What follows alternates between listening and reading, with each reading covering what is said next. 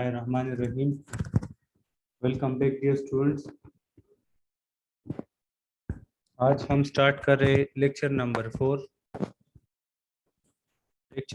4, topic number 4.3, page number 104, resolution of forces. Resolution of forces resolution of forces actually है क्या चीज़? Resolution of forces actually है क्या चीज़? ठीक है, ये हम आज स्टडी करने जा रहे हैं। ठीक है, रिजोल्यूशन ऑफ फोर्सेस। अच्छा डियर स्टूडेंट्स, इससे पहले वाले टॉपिक आप लोगों ने काफ़ी डिटेल में स्टडी किया होगा। मैंने आप लोगों को होमवर्क भी दिया था। ठीक है, कि इसके साथ जो एग्जाम्पल है, असाइनमेंट है 4.1 एग्जाम्पल और असाइनमेंट, वो भी आप लोगों ने किया होगा। ठीक है, और इसके साथ साथ हमने पढ़ा था एडिशन ऑफ फोर्सेस। ठीक है, तो पहले जो हमारा इसके साथ जो कंसर्न था, मतलब हमारा जो पहला टॉपिक था वो था एडिशन ऑफ फोर्सेस। तो उसको हमने हाफ किया हुआ था, मतलब उसमें हम आए थे addition of parallel forces, addition of like parallel forces और अनलाइक पैरेलल फोर्स। फिर नेक्स्ट डे पे, मतलब ये हमने किया हुआ था, फिर फ्राइडे पे हमने ये पढ़ा कि नॉन पैरेलल फोर्स को हम किस तरह ऐड कर सकते हैं। ठीक है, नॉन पैरेलल फोर्सेस को हम किस तरह ऐड कर सकते हैं। ठीक है, तो इसी तरह आज हमारा जो टॉपिक है वो है रिजोल्यूशन ऑफ फोर्सेस। ठीक है, रिजोल्यूशन ऑफ फोर्सेस एक्चुअली है क्या चीज़? ठीक है, तो आप अपने बुक के पेज नंबर में दोबारा रिपीट करूँ, 104, topic number 4.3, resolution of forces. ठीक है, अपने बुक की तरफ अगर आप लोग देख ले, ठीक है, तो आपके साथ है page number 104, topic number 4.3, resolution of forces. ठीक है, अब बेटा एक्चुअल रिजोल्यूशन है क्या चीज? रिजोल्यूशन ऑफ फोर्सेस एक्चुअली है क्या चीज? ठीक है,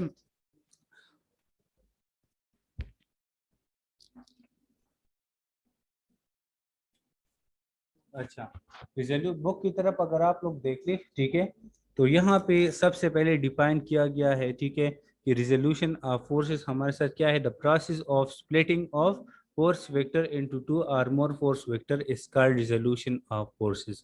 अब अगर आप लोग देख ले कि रिजोल्यूशन, रीसोल्यूशन, आप लोग इसे देख सकते हैं, रीसोल्यूशन दोबारा सॉल्व किया गया। ठीक है, ये वर्ड निकला हुआ है रीसोल्यूशन से। ठीक है, रीसोल्यूशन का मतलब दोबारा ये ऑब्जेक्ट जो है, मतलब या ये फोर्सेस जो है दोबारा सॉल्व किए गए हैं। ठीक है, अब ये किस तरह सॉल्व किए गए हैं? ठीक है, इससे पहले हमने पढ़ लिया एडिशन ऑफ फोर्सेस के हम दो फोर्सेस को किस तरह ऐड कर सकते हैं। ठीक है, अब यहाँ पे हम एक फोर्स को दो या दो से ज्यादा फोर्स वेक्टर में किस तरह डिवाइड कर सकते हैं? एक से, मतलब एक वेक्टर से, मतलब रिजल्टेंट वेक्टर से हम एक्स एक्सिस या वाई एक्सिस को हम किस तरह ड्रा कर सकते हैं। ठीक है, इसी को हम क्या कहते हैं?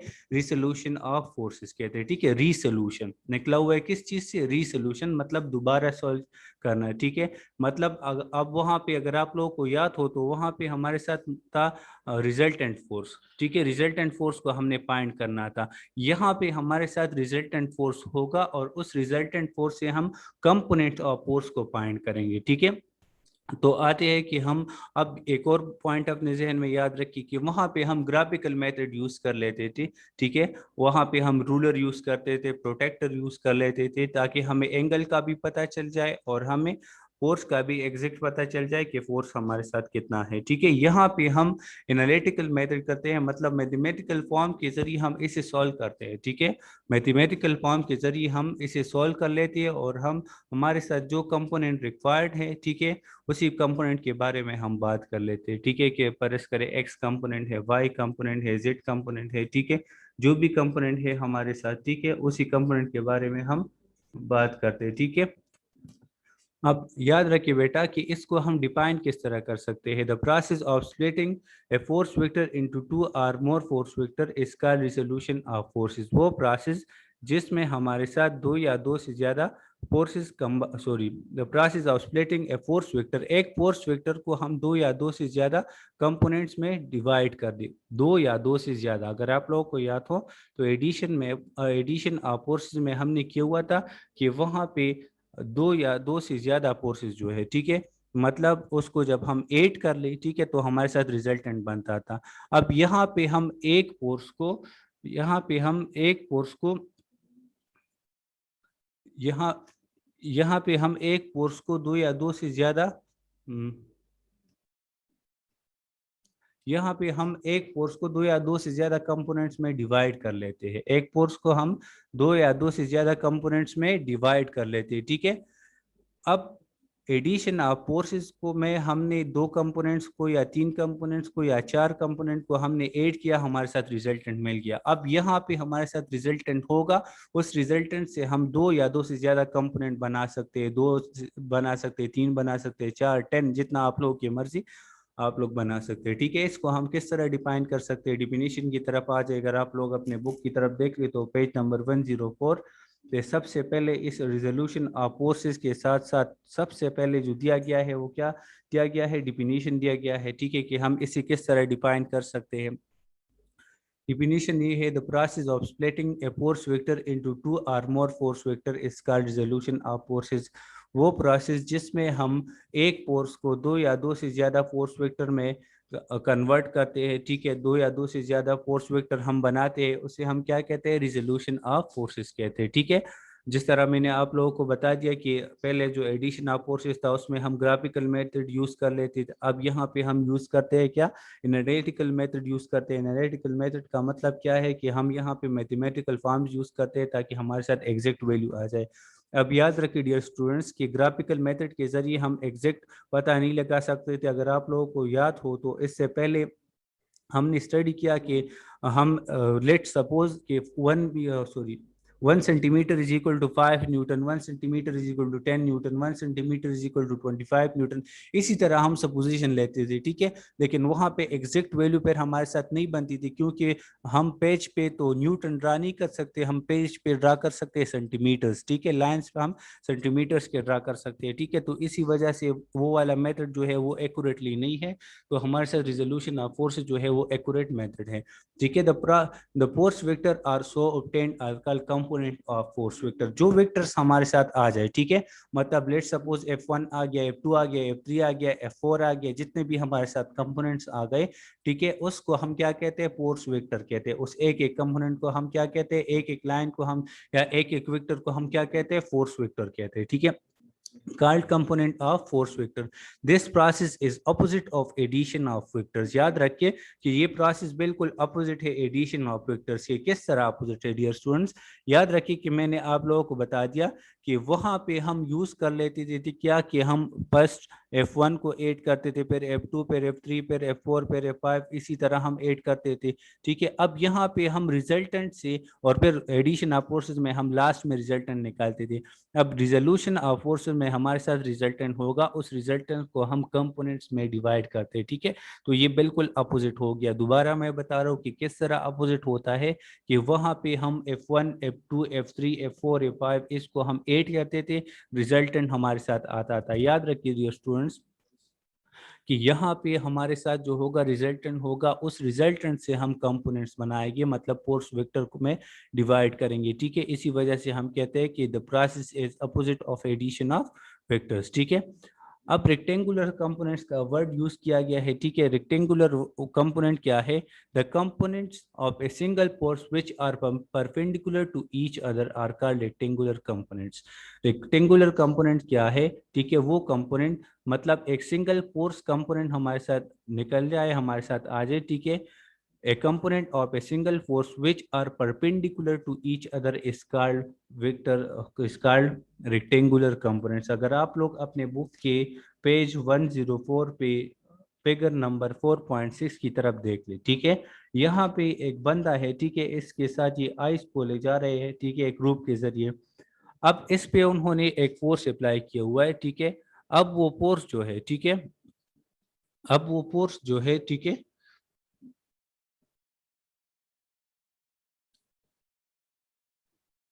अब वो पोर्स जो है, ठीक है, आप देख लिया स्क्रीन की तरफ, आप लोग देख ले कि एक बंदा है, उसने आइस जो है वो ले जा रहा है, ठीक है। अब यहाँ पे उन्होंने एक साइड पे फोर्स अप्लाई किया हुआ है, ठीक है। अब इस फोर्स को हम कंपोनेंट्स में डिवाइड करना चाहते हैं, ठीक है, मतलब डिफरेंट कंपोनेंट्स में। एक कंपोनेंट हमारे साथ लेट सपोज एफ एक्स आ गया, मतलब एक्स एक्सिस पे कौन सा कंपोनेंट आ रहा है, ठीक है। दूसरा हमारे साथ एफ वाई आ गया कि वाई एक्सिस पे हमारे साथ कौन सा कंपोनेंट आ रहा है, ठीक है। तो इसी वजह से यहाँ पे हमने एफ एक्स और एफ वाई लिया हुआ है, ठीक है। अब ये दो कंपोनेंट आप लोग देख सकते हैं बिल्कुल एक दूसरे के साथ परपेंडिकुलर है, आप लोग देख लीजिए बिल्कुल एक दूसरे के साथ परपेंडिकुलर है। तो याद रखिए डियर स्टूडेंट्स कि यहाँ पे जो भी आपके साथ कंपोनेंट एक दूसरे के साथ परपेंडिकुलर आ जाए तो उसे हम क्या कहते हैं, रेक्टेंगुलर कंपोनेंट्स कहते हैं, ठीक है। तो ये वाला पॉइंट भी था कि रेक्टेंगुलर कंपोनेंट का मतलब क्या है, ठीक है।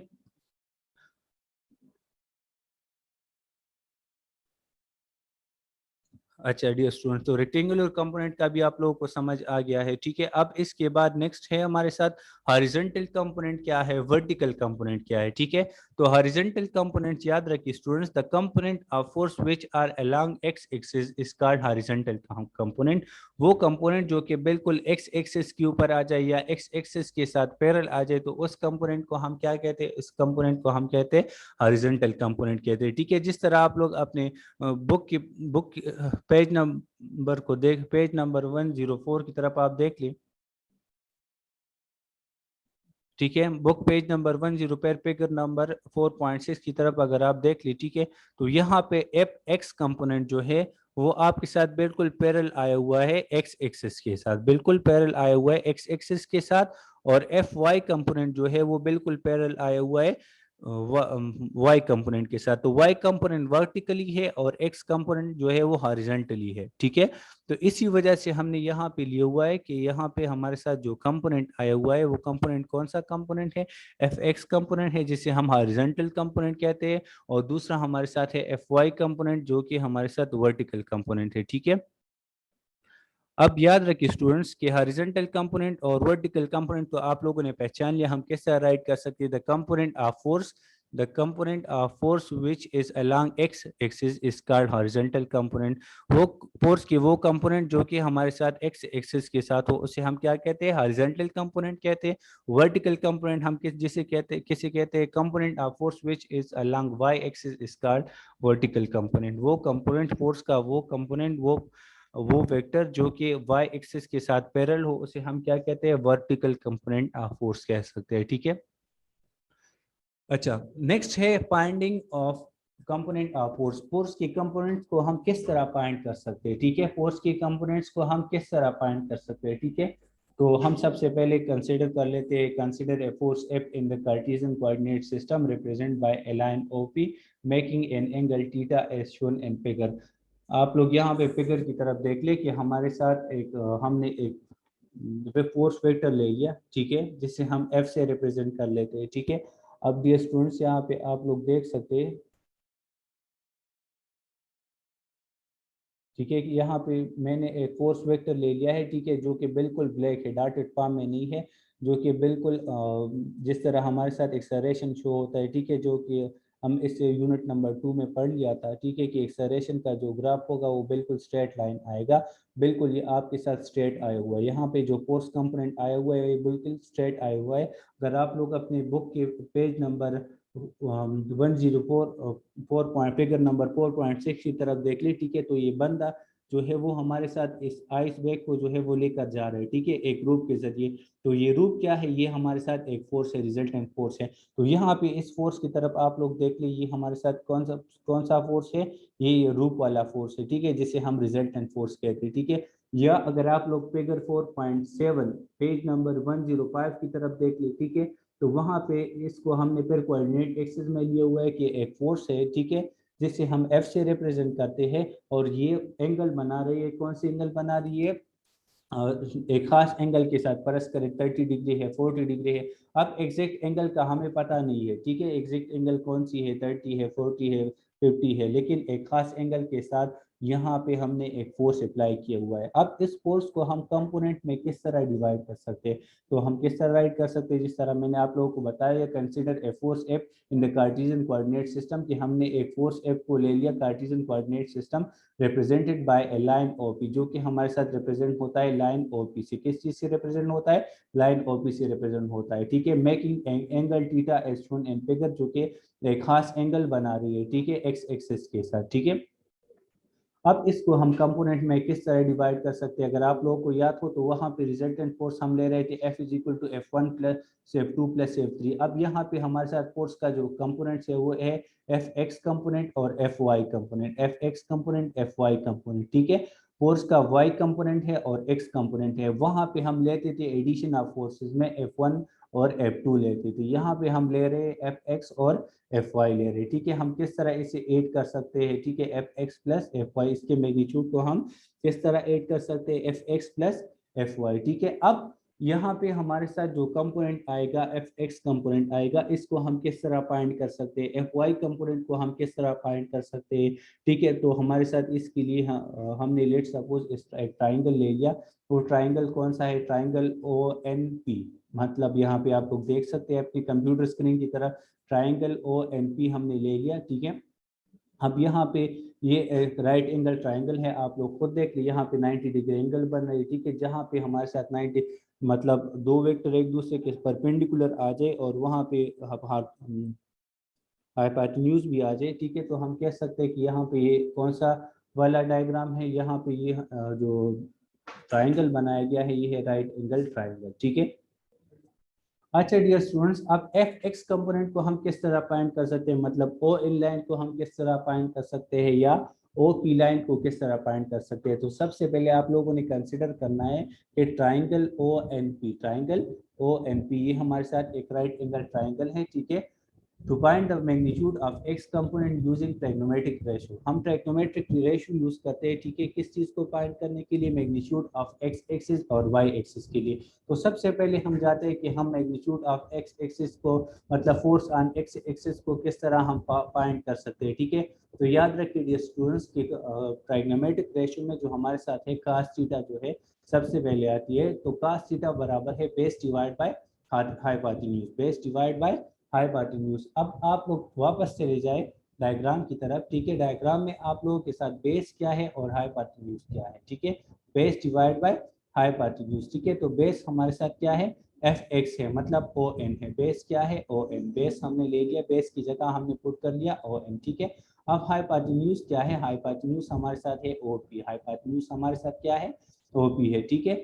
O N divide by O P आ गया, तो cos थीटा बराबर है बेस डिवाइड बाय हाइपोटेन्यूज। याद रखिए कि ट्रिग्नोमेट्रिक रेशियो में cos थीटा बराबर है बेस डिवाइड बाय हाइपोटेन्यूज। तो यहाँ पे डायग्राम में हमारे साथ बेस आया हुआ है ओ एन, बेस क्या आया हुआ है ओ एन आया हुआ है, और हाइपोटेन्यूज आया हुआ है ओ पी, ठीक है। तो यहाँ पे वैल्यू पुट करें, ठीक है, cos theta is equal to base divide by hypotenuse O N divide by O P. अब यहाँ पे आप लोग देख सकते हैं कि ओ एन को हमने एक स्पेशल नेम दिया हुआ है F x component, O N को हमने एक स्पेशल नेम दिया हुआ है एफ एक्स कंपोनेंट, ठीक है। अब एफ एक्स कंपोनेंट कौन सा कंपोनेंट है, ठीक है, मतलब ओ एन की जगह हम एफ एक्स भी राइट कर सकते हैं, ओ एन की जगह हम क्या राइट कर सकते हैं, एफ एक्स भी राइट कर सकते हैं, ठीक है। और हाइपोटेन्यूज को हमने रिप्रेजेंट किया हुआ है एफ से, ठीक है, मतलब ये रिजल्टेंट फोर्स जो हम ले रहे थे, ठीक है।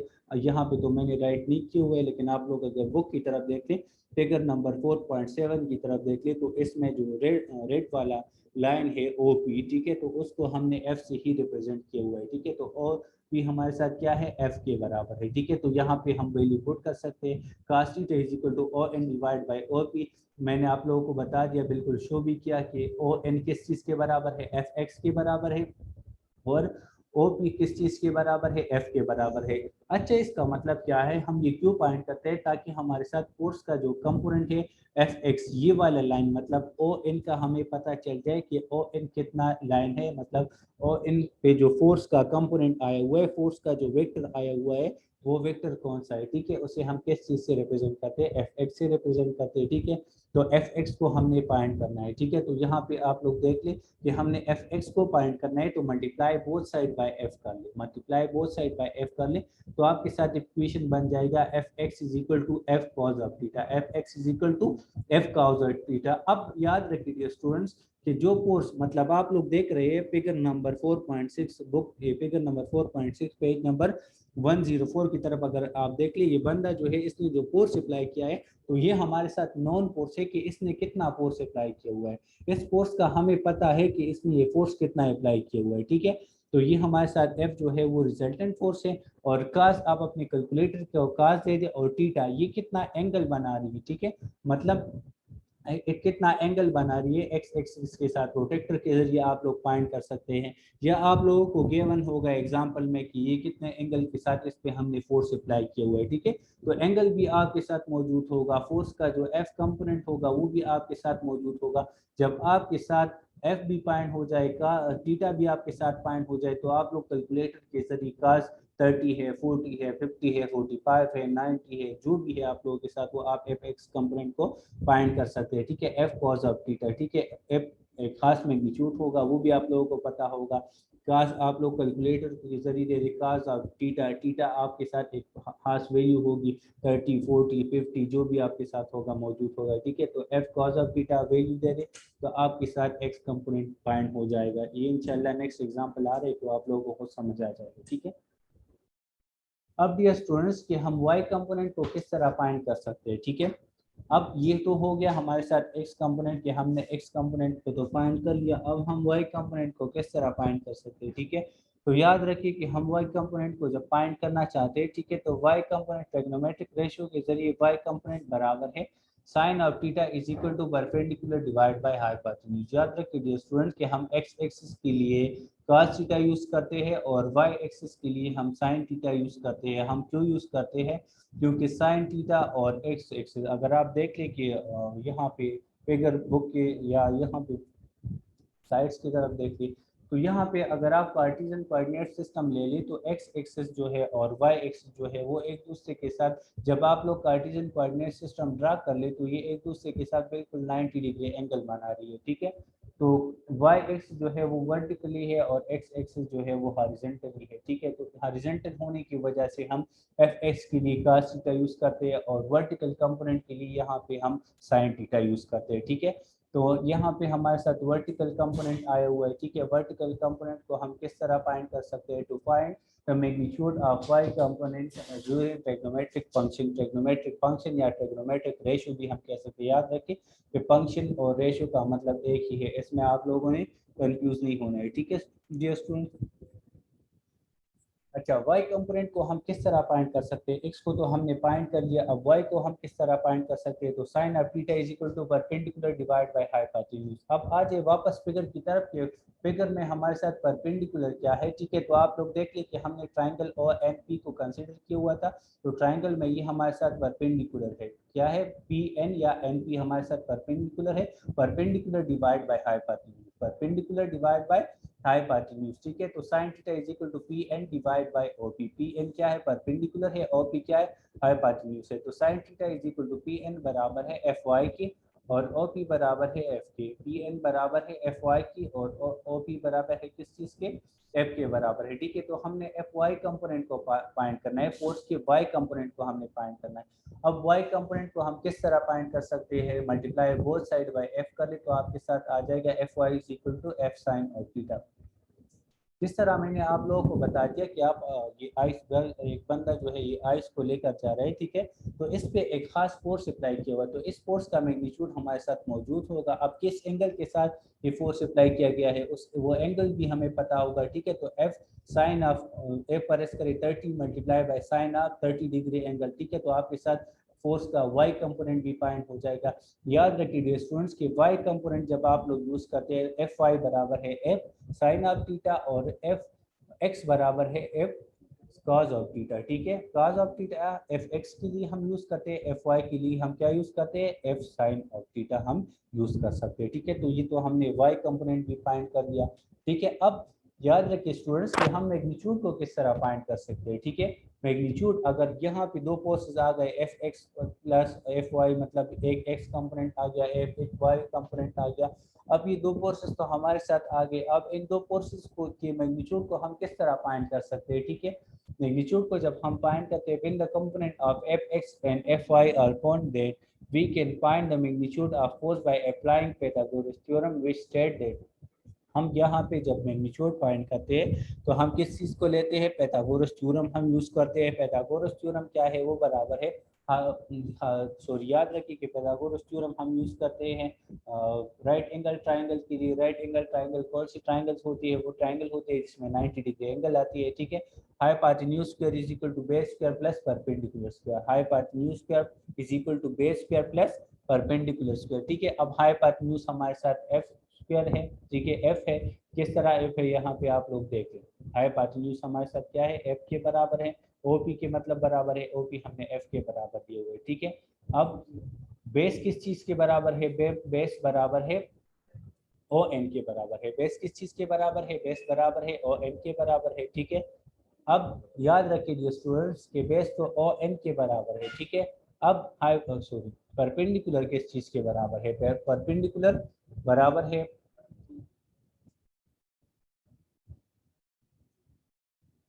अच्छा परपेंडिकुलर हमारे साथ बराबर है, परपेंडिकुलर बराबर है एफ वाई। किस चीज के बराबर है? एफ वाई के बराबर है।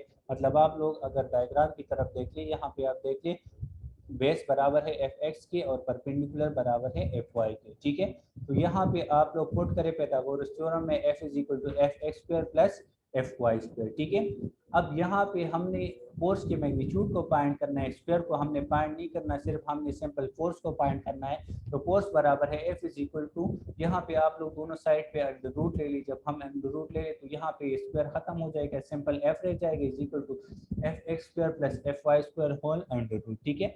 The magnitude of resultant force can be determined if the value of magnitude of component are known। हम मैग्नीट्यूड को किस तरह फाइंड कर सकते हैं? रिजल्टेंट की अगर आप लोगों के साथ एफ एक्स और एफ वाई फाइंड हो, मतलब एफ एक्स और एफ वाई को हम किस तरह फाइंड कर सकते हैं? एफ कॉस थीटा से और एफ साइन थीटा से हम फाइंड कर सकते हैं, ठीक है। अब हम डायरेक्शन को किस तरह फाइंड कर सकते हैं, ठीक है। याद रखिए स्टूडेंट्स कि ये किस डायरेक्शन में हमने इस पे फोर्स अप्लाई किया हुआ है या ऑब्जेक्ट पे किस डायरेक्शन पे फोर्स अप्लाई होगा, तो वो भी हम ट्रिग्नोमेट्रिक रेशियो के जरिए फाइंड कर सकते हैं। टेन थीटा बराबर है परपेंडिकुलर डिवाइड बाय बेस। किस चीज के बराबर है?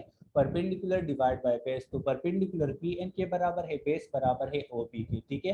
परपेंडिकुलर को हमने एफ वाई से रिप्रेजेंट किया हुआ है और बेस को हमने एफ एक्स के बराबर किया हुआ है। तो टेन थीटा बराबर है परपेंडिकुलर डिवाइड बाय बेस मतलब F y divide by F x.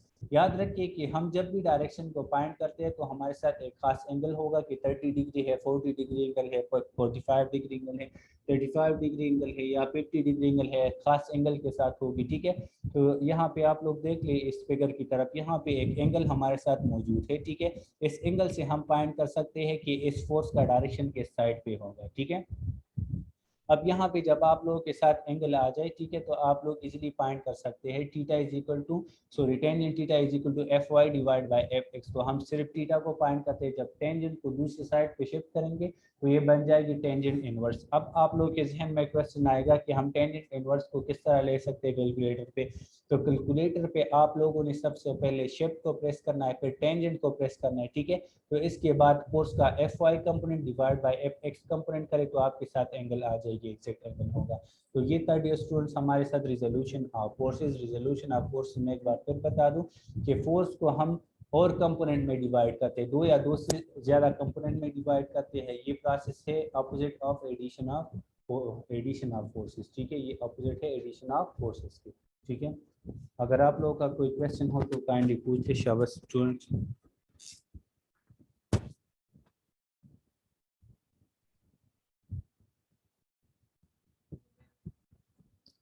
Zubair अपना माइक जरा अनम्यूट कर दे बेटा, शाबाश। सर अस्सलाम वालेकुम अस्सलाम। जी बेटा। सर सर जी इधर जो एक थीटा है और टेंजेंट थीटा है जी इस पर समझ नहीं आया याद रखिए बेटा कि हम जब भी डायरेक्शन जी, को इस वाले पे समझ। अच्छा बेटा मैं बता रहा हूँ, ठीक है। याद रखिए कि हम जब भी डायरेक्शन को फाइंड करते हैं, ठीक है, तो ट्रिग्नोमेट्रिक रेशियो के जरिए, किस चीज के जरिए? Trigonometric ratio ratio trigonometric ratio के जरिए हम उसे फाइंड करते हैं। ट्रिग्नोमेट्रिक रेशियो किस चीज के बराबर है? यहाँ पे आप देख ली कि फर्स्ट नंबर, या आपने बुक की तरफ देख ली, बुक पेज नंबर 106 की तरफ देख ली, ठीक है। अगर हम डायरेक्शन को फाइंड करना चाहते हैं तो इसके लिए हम यूज करते हैं टेंजेंट थीटा। टेंजेंट थीटा हम क्यों यूज करते हैं? क्योंकि टेंजेंट थीटा में हमारे साथ आता है परपेंडिकुलर डिवाइड बाय बेस।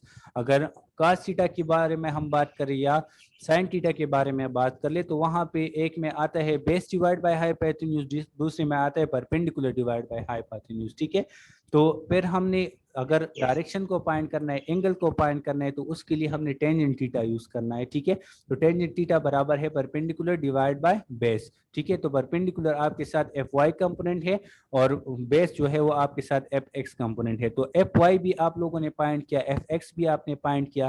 ठीक है, तो अब टेंजेंट थीटा को दूसरे साइड पे शिफ्ट करें तो आपके साथ बन जाएगा tangent inverse F y divide by F x.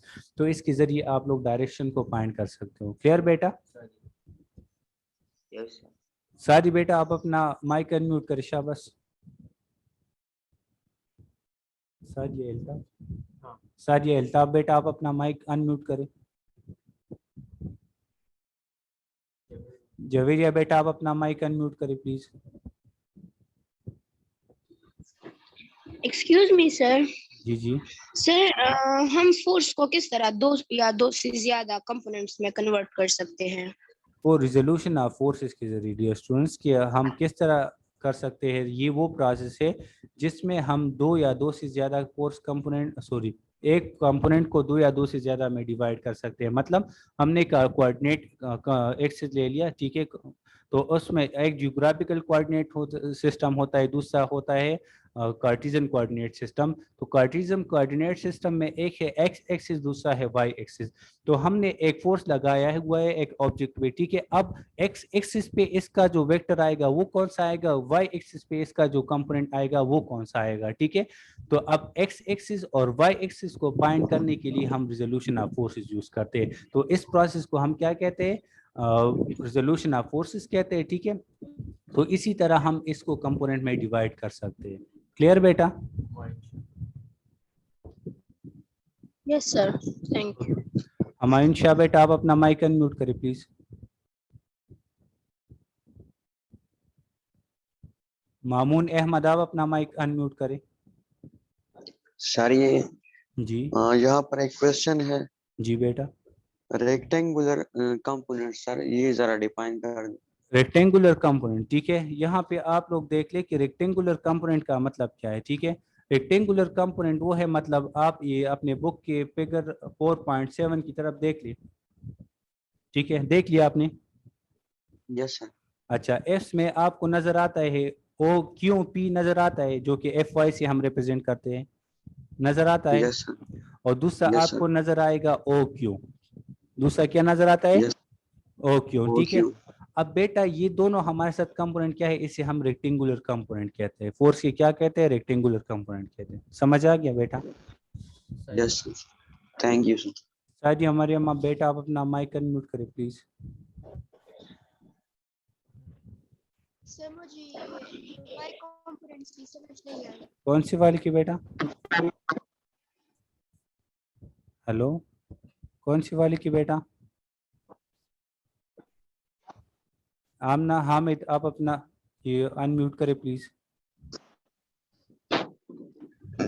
Sir आपने होमवर्क के कोई नहीं बताया। जी होमवर्क दे रहे हो बेटा? अच्छा, आपने साथ होमवर्क नोट कर ले बेटा। Yes sir. Resolution of forces ये आप लोगों ने लर्न करना है, ठीक है। रिजोल्यूशन ऑफ फोर्सेस में जो रेक्टेंगुलर कंपोनेंट्स आए हुए हैं, एफ एक्स या एफ वाई कंपोनेंट, और इसमें जो पाइथागोरस थ्योरम आया हुआ है ये आप लोगों ने लर्न करना है बुक से, ठीक है। पेज नंबर 104 से लेकर 106 तक है। Clear? Okay sir, thank you. Welcome. Hurain Jamal बेटा आप अपना ये माइक अनम्यूट करें प्लीज।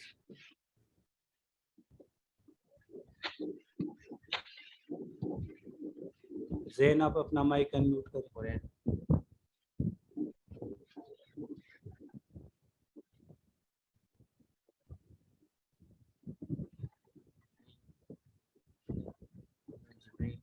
मोहम्मद जिब्रील बेटा आप अपना माइक अनम्यूट करें।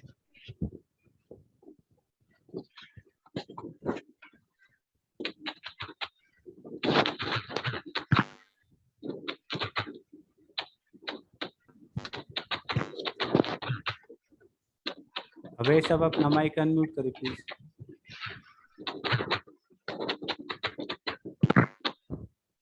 एक्सक्यूज मी सर, जी जी। ये साइन कॉस और टेंजेंट ये किसके साथ इस्तेमाल करेंगे और किस तरह यूज करेंगे, ये जरा बताएं। ये बेटा ट्रिग्नोमेट्रिक रेशो है, इंशाल्लाह आप लोग क्लास 10 में पढ़ लोगे, ठीक है।